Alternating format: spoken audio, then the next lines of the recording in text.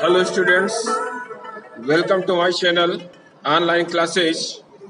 और आज हम लोग कक्षा 11 भूगोल इसमें अपने अगले टॉपिक की बात करेंगे।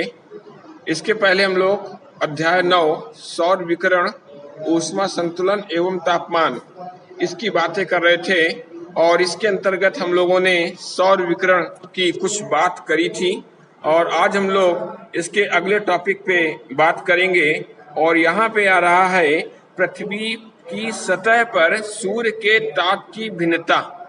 इस टॉपिक की आज हम लोग बात करने जा रहे हैं कि पृथ्वी की सतह पर सूर्य ताप में भिन्नता कैसे हो रही है, क्यों हो रही है, इस चीज के बारे में और कौन कौन से इसमें फैक्टर प्रभावी हैं इसके बारे में जानते हैं। तो हमको ये पता है कि सूर्य का जो ताप है पूरी पृथ्वी में वो हर जगह बराबर नहीं पड़ रहा। अब क्यों नहीं बराबर पड़ रहा? क्योंकि कहीं पर सूर्य की तिरछी किरणें पड़ रही हैं, कहीं पर सूर्य की सीधी किरणें पड़ रही हैं।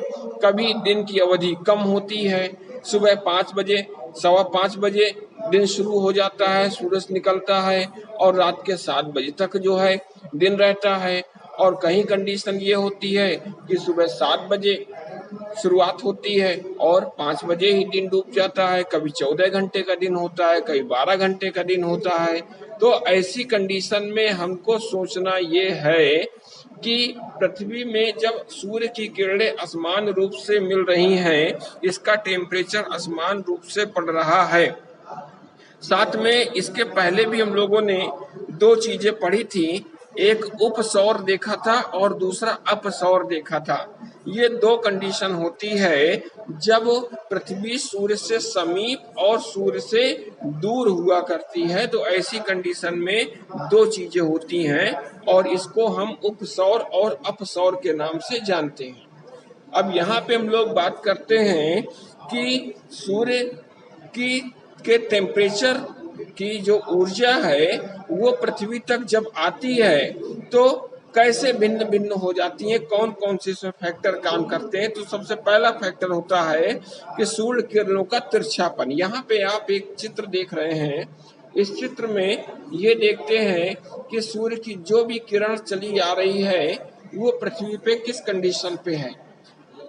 पहली कंडीशन में सूर्य की सीधी किरणें पृथ्वी पर पड़ रही हैं और जो दूसरी कंडीशन है वहां पे पृथ्वी में तिरछी किरण पड़ रही है। इसका सरफेस देखिए, ये पृथ्वी का सरफेस दिखाई दे रहा है, इसमें तिरछी पड़ रही है। ये दूसरी कंडीशन है। और पहली कंडीशन में क्या है, इस सरफेस में सीधी पड़ रही है। तो इस तरह सूर्य की किरणों का जो तिरछापन आ रहा है इसको हम कह सकते हैं the angle of influence of the sun's rays. सूर्य की किरणों का तिरछापन हम देखते हैं और इस प्रकार पृथ्वी के गोलाकार रूप के कारण से क्या होता है कि सूर्य की किरणें एक समान कोण पर हमेशा नहीं पड़ा करती। भूमध्य रेखा पे ये सूर्य की किरणें सीधी पड़ती हैं और सूर्य जब सर्वाधिक ऊंचाई पर होता है, लेकिन ध्रुवों में क्या होता है, किरणों का कोण कम पड़ जाता है। जैसे जैसे ऊपर हम ध्रुवों की ओर बढ़ते चले जाते हैं, इधर उत्तरी ध्रुव की ओर बढ़ेंगे या हम इधर दक्षिणी ध्रुव की ओर बढ़ेंगे तो सूर्य की किरणों का तिरछापन बढ़ जाता है और ऐसी कंडीशन में वहां पे तापमान भी कम मिलता है। अब जैसे देखते हैं हम लोग कि 21 जून, अक्सर 21 जून का महीना हम लोगों को याद होता है कि बहुत तेज गर्मी पड़ती है और जो कर्क रेखा है हमारी, उस कर्क रेखा पे सीधी किरण सूर्य की पड़ती है। तो 21 जून में और 22 दिसंबर को मकर रेखा पे सूर्य लंबवत चमकता है और ऐसी कंडीशन में दक्षिणी गोलार्ध में क्या होता है, सूर्य की किरणें तिरछी पड़ती है और इसका तिरछापन बढ़ जाता है। दूसरी कंडीशन और देखते हैं हम दूसरे चित्र की बात करते हैं और एक चित्र यहाँ पे और आपको नजर आ रहा है, इस चित्र की भी बात करें हम लोग। और इस चित्र में कह क्या रहा है, यहाँ पे बीच में सूर्य की कंडीशन दिखाई गई है और किनारे किनारे पृथ्वी दिख रही है जिसमें राउंड चल रहा है। नंबर 1 है, फिर नंबर 2 में है, फिर ये नंबर 3 की स्थिति है और ये नंबर 4 की स्थिति है। अब यहाँ पे बात करते हैं कि ये परिभ्रमण और परिक्रमण पृथ्वी की 2 गतियां होती हैं।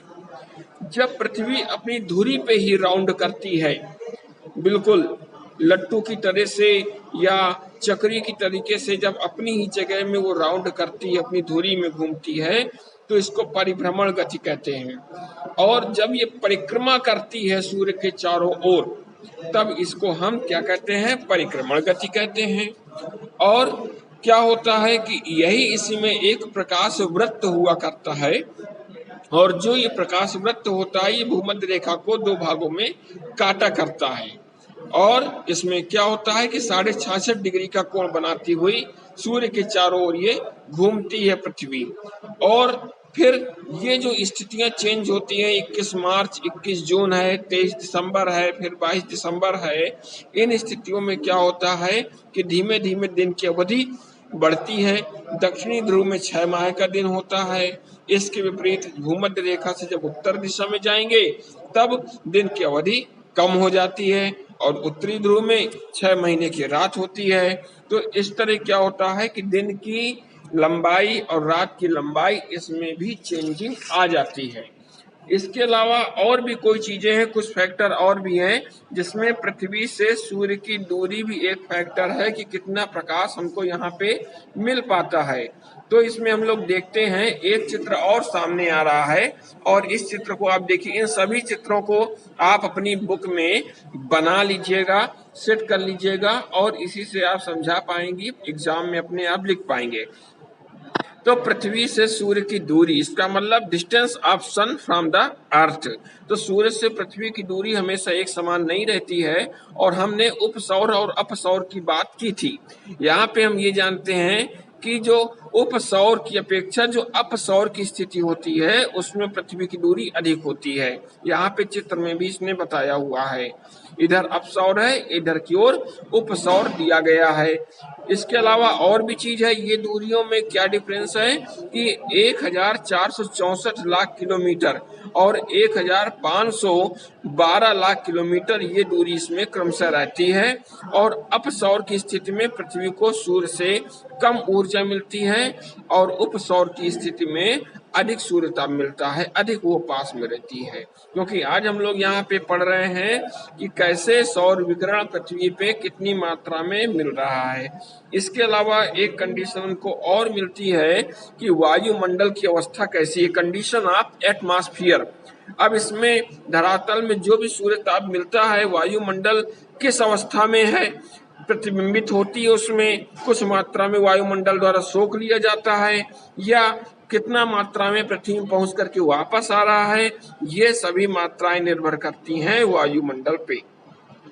इसके अलावा जो अगला टॉपिक में आ रहा है कि वायुमंडल की कितनी मोटाई है, उस मोटाई में भी अगर मोटाई ज्यादा है तो सूर्य का ताप जो है कम मात्रा में आएगा, क्योंकि इसको क्रॉस करने में उसको टाइम लगेगा। तो effect of thickness of atmosphere, atmosphere की जो मोटाई है उसका भी प्रभाव पड़ता है सूर्य ताप में। और सूर्य की जो किरणें हैं धरातल के अधिक भाग को ये घेरती हैं, और वायुमंडल के अधिक भाग को ये पार करके चूंकि आती है, तो इनमें शक्ति काफी रहती है, और वायुमंडल में ये नष्ट हो जाती है मैक्सिमम इसकी शक्ति। लेकिन वायु में जो भी वाष्प या कार्बन गैस होती हैं, ये सूर्य किरणों को बहुत मात्रा में सोख लेती हैं, और उससे क्या होता है, धरातल के उस भाग में कम गर्मी मिल पाती है, और उष्ण कटिबंध के बाहर कम और अंदर अधिक गर्मी प्राप्त होती है।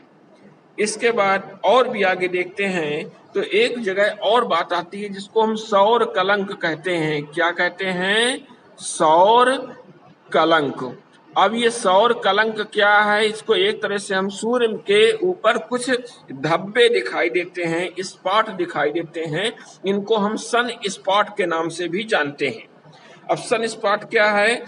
तो जिस तरह चंद्रमा, जब आप नाइट में पूर्णिमा के दिन चंद्रमा फुल मून देखते हैं आप लोग, तो उसमें भी कुछ धब्बे, कुछ ब्लैक निशान आपको नजर आते हैं। ठीक इसी तरह सूर्य में भी ये धब्बे मिलते हैं, और ये बनते बिगड़ते रहते हैं, ये परमानेंट नहीं रहते हैं। और औसत रूप से यदि एक चक्र देखा जाए तो 11 वर्षों का एक चक्र होता है, 11 वर्षों का एक चक्र होता है, और उसमें सौर कलंकों की संख्या अधिक मिलती है हम लोगों को। सूर्य की मात्रा भी अधिक हो जाती है, उसके सूर्य ताप की, उसमें टेम्परेचर ज्यादा मात्रा में बाहर निकलता है, और जब इनकी कमी हो जाती है तो सूर्य ताप भी कम हो जाता है। इसके अलावा और यदि बात करते हैं हम तो अक्षांशों पर भी प्रभाव पड़ता है, इफेक्ट ऑफ लैटिट्यूड। और इस कंडीशन में सूर्य की किरणों के जो कोण होते हैं वो उष्ण कटिबंध में सीधा पड़ने के कारण तापक्रम अधिक हो जाता है और ध्रुवों की ओर कम होने लगता है। इसके अलावा समुद्र तल से ऊंचाई का भी इफेक्ट आता है। जैसे हम समुद्र तल से ऊंचाई में पहुंचते हैं, इफेक्ट ऑफ एटीट्यूड, इसमें धरातल से ऊंचाई में जाते हैं और 300 फीट की ऊंचाई में जाते हैं तो 1 डिग्री फ़ारेनहाइट या 165 मीटर की ऊंचाई में जब हम जाते हैं तो 1 डिग्री सेंटीग्रेड तापमान कम हो जाता है। इसलिए पर्वतों में, पठारों में, मैदानों में तापक्रम अधिक अक्षांशों की अपेक्षा भी ऊंचाई में ये कम हो जाता है। तो इस तरह हम लोगों ने ये जाना कि जो सूर्य ताप में भिन्नता है, पृथ्वी की सतह में जो सूर्य ताप अलग अलग मात्रा में मिल रहा है, कौन कौन से ऐसे फैक्टर हैं और उन फैक्टरों में क्या प्रभाव पड़ता है और सूर्य ताप पूरी मात्रा में नहीं मिल पाता, हर जगह अलग अलग मात्रा में अलग अलग सीजन में मिलता है। तो इस टॉपिक को आप लोग क्लियर कर लीजिएगा और हम लोग मिलते हैं अपने अगले टर्न में नेक्स्ट वीडियो के साथ।